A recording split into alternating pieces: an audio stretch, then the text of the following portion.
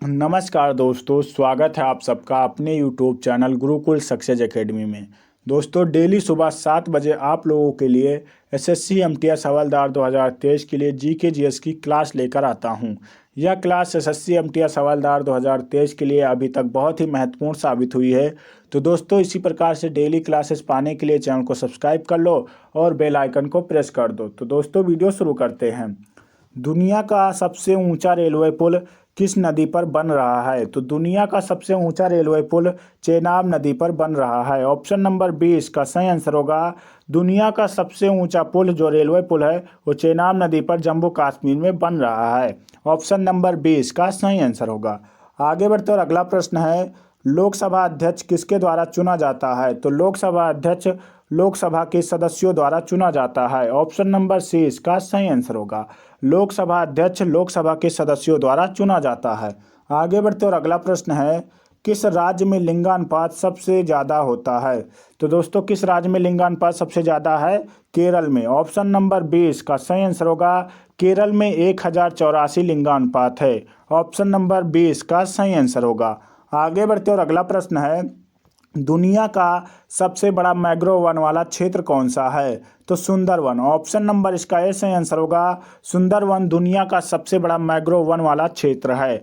आगे बढ़ते और अगला प्रश्न है, किसने बहुउद्देशीय परियोजना को आधुनिक भारत का मंदिर कहा था? तो पंडित जवाहरलाल नेहरू ने। ऑप्शन नंबर सी इसका सही आंसर होगा पंडित जवाहरलाल नेहरू ने बहुउद्देशीय परियोजना को आधुनिक भारत का मंदिर कहा था। आगे बढ़ते और अगला प्रश्न है, भूपेन हजारिका पुल किस राज्य में स्थित है?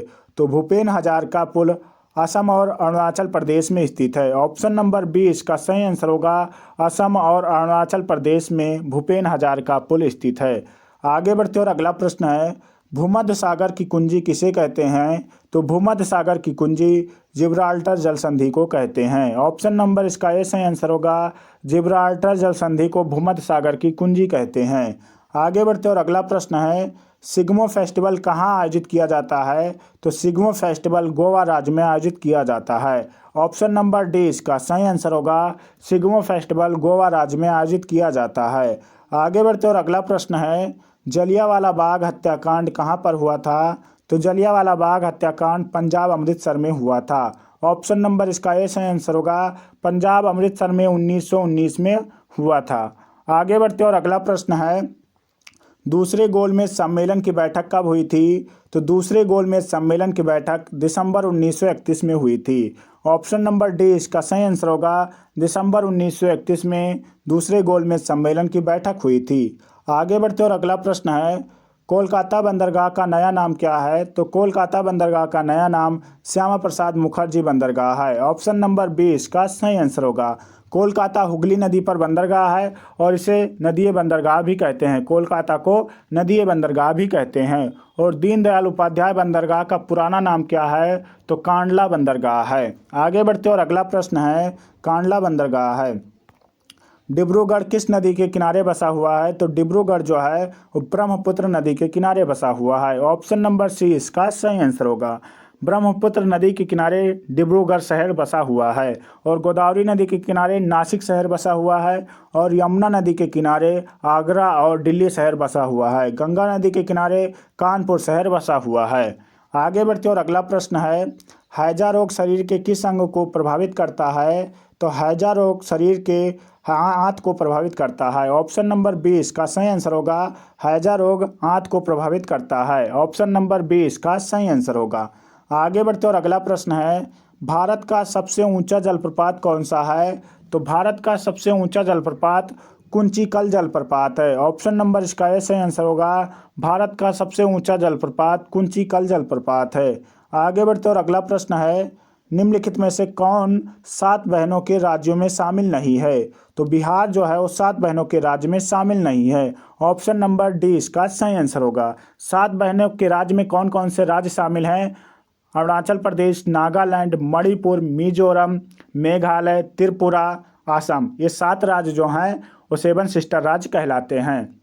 तो दोस्तों, आगे बढ़ते और अगला प्रश्न है, भारत का पूर्व से पश्चिम तक का विस्तार कितना है? तो भारत का पूर्व से पश्चिम तक का विस्तार 2933 किलोमीटर है। ऑप्शन नंबर सी इसका सही आंसर होगा। 2933 किलोमीटर जो है ये पूर्व से पश्चिम तक का विस्तार है। और उत्तर से दक्षिण तक का विस्तार कितना है, तो 3214 किलोमीटर। ऑप्शन नंबर सी इसका सही आंसर होगा। तो दोस्तों, अगर आप लोग इसी प्रकार से डेली क्लासेस लेते रहेंगे तो आप लोगों के किसी भी एग्जाम में जीके जीएस के पोर्शन में कोई दिक्कत नहीं होगी। तो दोस्तों, आगे बढ़ते और अगला प्रश्न है, मिनिकॉय और लक्षद्वीप के मध्य कौन सीमा निर्धारित करता है। तो मिनिकॉय और लक्षद्वीप के मध्य 9 डिग्री चैनल जो है वो सीमा निर्धारित करता है। ऑप्शन नंबर बी इसका सही आंसर होगा। 9 डिग्री चैनल मिनिकॉय और लक्षद्वीप के मध्य सीमा निर्धारित करता है। आगे बढ़ते और अगला प्रश्न है, भारत के कितने राज्य समुद्र सीमा बनाते हैं। तो दोस्तों, भारत के कितने राज्य जो हैं वो समुद्री सीमा बनाते हैं। 9 राज्य। ऑप्शन नंबर इसका ए सही आंसर होगा।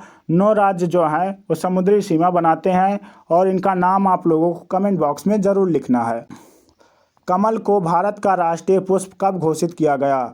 तो कमल को भारत का राष्ट्रीय पुष्प 1950 में घोषित किया गया। ऑप्शन नंबर बी इसका सही आंसर होगा। 1950 में घोषित किया गया। अगला प्रश्न है, अंटार्कटिका महाद्वीप पर भारत का अनुसंधान कौन सा है। तो दक्षिण गंगोत्री, मैत्री और भारती ये तीनों हैं। ऑप्शन नंबर डी इसका सही आंसर होगा। उपर्युक्त सभी अंटार्कटिका महाद्वीप पर ये सभी भारत के ही अनुसंधान हैं। फिलहाल के लिए गंगोत्री दोस्तों नष्ट हो चुका है और ये 2 ही चल रहे हैं, मैत्री और भारती। आगे बढ़ते और अगला प्रश्न है, संविधान को देश की आत्मा किसने कहा था। तो संविधान को देश की आत्मा के.एम. मुंशी ने कहा था। ऑप्शन नंबर इसका ए सही आंसर होगा। के.एम. मुंशी ने कहा था। आगे बढ़ते और अगला प्रश्न है, निम्नलिखित में से दूसरी अनुसूची का संबंध किससे है। तो पदाधिकारियों के वेतन से। ऑप्शन नंबर इसका ए सही आंसर होगा। दूसरी अनुसूची का संबंध पदाधिकारियों के वेतन से है। आगे बढ़ते और अगला प्रश्न है, निम्नलिखित में से झंडा समिति के अध्यक्ष कौन थे। तो झंडा समिति के अध्यक्ष डॉक्टर राजेंद्र प्रसाद थे। ऑप्शन नंबर इसका ए सही आंसर होगा। झंडा समिति के अध्यक्ष डॉक्टर राजेंद्र प्रसाद थे। आगे बढ़ते और अगला प्रश्न है, भारतीय संविधान में प्रस्तावना किस देश के संविधान से लिया गया है। तो अमेरिका के संविधान से। ऑप्शन नंबर सी इसका सही आंसर होगा। भारतीय संविधान में प्रस्तावना अमेरिका के संविधान से लिया गया है। आगे बढ़ते और अगला प्रश्न है, निम्नलिखित में से किस अनुच्छेद में स्वतंत्रता का अधिकार उल्लेखित है। तो अनुच्छेद 19 से 22 तक स्वतंत्रता का अधिकार उल्लेखित है। ऑप्शन नंबर बी इसका सही आंसर होगा। आगे बढ़ते और अगला प्रश्न है, किस अनुच्छेद में निःशुल्क तथा अनिवार्य शिक्षा का प्रावधान किया गया है। तो अनुच्छेद 45 में। ऑप्शन नंबर सी इसका सही आंसर होगा। अनुच्छेद 45 में निःशुल्क और अनिवार्य शिक्षा का प्रावधान किया गया है। आगे बढ़ते और अगला प्रश्न है, राष्ट्रपति बनने की योग्यता क्या है। तो राष्ट्रपति बनने की योग्यता जो है, भारत का नागरिक होना चाहिए और उसकी उम्र 35 वर्ष पूरी हो चुकी हो, वह लोकसभा का सदस्य बनने की योग्यता रखता हो। उपयुक्त सभी। ऑप्शन नंबर डी इसका सही आंसर होगा। ये सारी शर्तें जो पूरी करता होगा व्यक्ति, वो राष्ट्रपति बन सकता है। आगे बढ़ते और अगला प्रश्न है, लोकसभा का उल्लेख किस अनुच्छेद में किया गया है। तो लोकसभा का उल्लेख जो है दोस्तों, अनुच्छेद 81 में किया गया है। ऑप्शन नंबर 20 का सही आंसर होगा। आप लोग कमेंट बॉक्स में बताएंगे कि राज्यसभा का उल्लेख किस अनुच्छेद में किया गया है। आगे बढ़ते और अगला प्रश्न है, प्रतिवर्ष विधि दिवस कब मनाया जाता है। तो प्रतिवर्ष विधि दिवस 26 नवंबर को मनाया जाता है। ऑप्शन नंबर इसका ए सही आंसर होगा। 2015 से 26 नवंबर को संविधान दिवस के रूप में मनाया जाता है। आगे बढ़ते और अगला प्रश्न है, मूल संविधान में कितनी अनुसूचियाँ थीं। तो मूल संविधान में 8 अनुसूचियाँ थीं। ऑप्शन नंबर इसका ए सही आंसर होगा। 8 अनुसूचियाँ थी। वर्तमान में कितनी है दोस्तों। तो वर्तमान में 12 अनुसूचियाँ हैं। आगे बढ़ते और अगला प्रश्न है, हमारा सौरमंडल किस आकाश गंगा में पाया जाता है। तो मंदाकिनी में। ऑप्शन नंबर इसका ए सही आंसर होगा। हमारा सौरमंडल मंदाकिनी आकाश गंगा में पाया जाता है। हमारी आकाश गंगा का क्या नाम है। तो मंदाकिनी नाम है। आगे बढ़ते और अगला प्रश्न है, क्षुद्र ग्रह की पट्टी किन 2 ग्रहों के बीच पाई जाती है। तो क्षुद्र ग्रह की पट्टी जो है मंगल और बृहस्पति के बीच पाई जाती है। ऑप्शन नंबर 20 का सही आंसर होगा। वीडियो में आगे बढ़ने से पहले दोस्तों, आप लोगों से एक प्यारा सा रिक्वेस्ट है कि चैनल पर नए हो तो प्लीज़ चैनल को सब्सक्राइब कर लो और अगर वीडियो अच्छी लगे तो प्लीज़ वीडियो को लाइक और अपने दोस्तों तक शेयर ज़रूर करना। दोस्तों, वीडियो शुरू करते हैं। आंतरिक ग्रह में सबसे बड़ा ग्रह कौन सा है। तो आंतरिक ग्रह में सबसे बड़ा ग्रह पृथ्वी है। ऑप्शन नंबर 20 का सही आंसर होगा। आंतरिक ग्रह में कितने ग्रह शामिल हैं? तो 4 ग्रह शामिल हैं, बुध, शुक्र, पृथ्वी, मंगल, और उसमें सबसे बड़ा ग्रह कौन सा है? पृथ्वी। आगे बढ़ते और अगला प्रश्न है, निम्नलिखित में से वायुमंडल की सबसे ठंडी परत कौन सी है? तो मध्यमंडल। ऑप्शन नंबर सी इसका सही आंसर होगा। मध्यमंडल सबसे ठंडी परत है। समताप मंडल में ओजोन परत पाई जाती है। आगे बढ़ते और अगला प्रश्न है, विक्टोरिया झील किस महाद्वीप की सबसे बड़ी झील है? तो विक्टोरिया झील जो है वो अफ्रीका महाद्वीप की सबसे बड़ी झील है। ऑप्शन नंबर सी इसका सही आंसर होगा। विक्टोरिया झील अफ्रीका महाद्वीप की सबसे बड़ी झील है। आगे बढ़ते और अगला प्रश्न है, लिम्पोपो नदी किस रेखा को 2 बार काटती है? तो लिम्पोपो नदी जो है वो मकर रेखा को 2 बार काटती है। ऑप्शन नंबर 20 का सही आंसर होगा। मकर रेखा दक्षिणी गोलार्ध में पाई जाती है और कर्क रेखा जो है वो उत्तरी गोलार्ध में पाई जाती है। आगे बढ़ते और अगला प्रश्न है, निम्नलिखित में से किस देश से होकर मकर रेखा नहीं गुजरती है?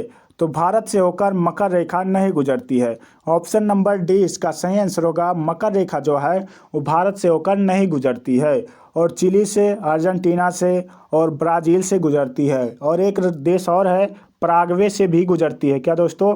पराग्वे से भी मकर रेखा गुजरती है। आगे बढ़ते और अगला प्रश्न है, इंडोनेशिया और मलेशिया के बीच कौन सी जल संधि स्थित है? तो इंडोनेशिया और मलेशिया के बीच मलक्का जल संधि स्थित है। ऑप्शन नंबर 20 का सही आंसर होगा। पाक जल संधि जो है श्रीलंका और भारत के बीच स्थित है।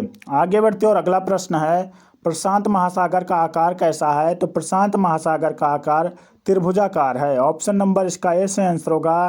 प्रशांत महासागर का आकार त्रिभुजाकार है। आगे बढ़ते और अगला प्रश्न है, किस महीने में सूर्य की किरणें भूमध्य रेखा पर लंबवत पड़ती हैं? तो सितंबर और मार्च में। ऑप्शन नंबर इसका सी सही आंसर होगा। उपयुक्त दोनों सितंबर और मार्च में सूर्य की किरणें भूमध्य रेखा पर लंबवत पड़ती हैं। आगे बढ़ते और अगला प्रश्न है, कोशिका का अध्ययन क्या कहलाता है? तो कोशिका का अध्ययन साइटोलॉजी कहलाता है। ऑप्शन नंबर सी इसका सही आंसर होगा। कोशिका का अध्ययन साइटोलॉजी कहलाता है। अगला प्रश्न है, प्रोटीन की फैक्ट्री किसको कहा जाता है? तो प्रोटीन की फैक्ट्री राइबोसोम को कहा जाता है। ऑप्शन नंबर 20 का सही आंसर होगा। आगे बढ़ते और अगला प्रश्न है, निम्नलिखित में से वायु दाब किससे मापा जाता है? तो वायु दाब बैरोमीटर से मापा जाता है। ऑप्शन नंबर इसका ए सही आंसर होगा। वायु दाब बैरोमीटर से मापा जाता है। आगे बढ़ते और अगला प्रश्न है, रक्त के तरल पदार्थ को क्या कहते हैं? प्लाज्मा। ऑप्शन नंबर इसका ए सही आंसर होगा। रक्त के तरल पदार्थ को प्लाज्मा कहते हैं। आगे बढ़ते और अगला प्रश्न है, विंग्स ऑफ फायर किसकी आत्मकथा है? विंग्स ऑफ फायर जो है वो एपीजे अब्दुल कलाम की आत्मकथा है। ऑप्शन नंबर इसका बी सही आंसर होगा। एपीजे अब्दुल कलाम को मिसाइल मैन के नाम से भी जाना जाता है। आगे बढ़ते और अगला प्रश्न है, किस राज्य का प्रमुख लोक नृत्य तमाशा है? तो महाराष्ट्र का। ऑप्शन नंबर डी इसका सही आंसर होगा। महाराष्ट्र का प्रमुख लोक नृत्य तमाशा है। आगे बढ़ते और अगला प्रश्न है, विश्व व्यापार संगठन की स्थापना कब हुई थी? तो विश्व व्यापार संगठन की स्थापना 1995 ईस्वी में हुई थी। ऑप्शन नंबर 20 का सही आंसर होगा। 1995 ईस्वी में हुई थी। अगला प्रश्न है, भारत रत्न की शुरुआत किस वर्ष की गई थी? तो भारत रत्न की शुरुआत 1954 में की गई थी। ऑप्शन नंबर सी इसका सही आंसर होगा। 1954 में की गई थी। आगे बढ़ते और अगला प्रश्न है, भाभा एटॉमिक रिसर्च सेंटर कहाँ पर स्थित है? तो Bhabha atomic research centre Trombay Maharashtra में स्थित है। ऑप्शन नंबर इसका ए सही आंसर होगा। ट्राम्बे महाराष्ट्र में स्थित है। आगे बढ़ते और अगला प्रश्न है, उत्तराखंड की सर्दियों की राजधानी कौन सी है? तो देहरादून। ऑप्शन नंबर इसका ए सही आंसर होगा। उत्तराखंड की शीतकालीन राजधानी देहरादून है और उत्तराखंड की ग्रीष्मकालीन राजधानी गैरसैंण है। और दोस्तों, नैनीताल जो है एक उत्तराखंड का जिला है। धर्मशाला जो है हिमाचल प्रदेश की राजधानी है। धर्मशाला हिमाचल प्रदेश की राजधानी है। तो दोस्तों, अगर वीडियो अच्छी लगी हो तो प्लीज़ वीडियो को लाइक कर दो और अपने दोस्तों तक शेयर कर दो। चैनल पर नए हो तो प्लीज़ चैनल को सब्सक्राइब कर लेना। पूरा वीडियो देखने के लिए बहुत बहुत धन्यवाद आप लोगों का। मिलते हैं अगले वीडियो में, तब तक के लिए जय हिंद।